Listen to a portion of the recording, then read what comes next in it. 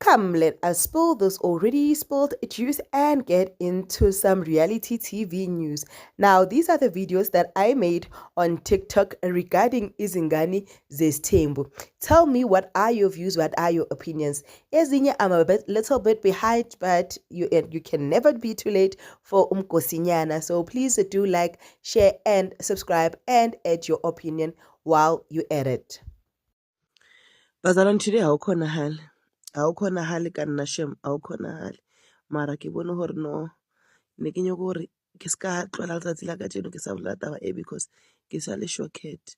Can we agree gore ba re ke mang moshemane o Sibindi Bobesi, the lion of the country, did exactly to Tirelo what he did to Vuyokazi. Remember, Vuyokazi was the one who was the private investigator, checking the phones, coming with the information. Now it's Tirelo's part. Also, he paid Lobola to Amal.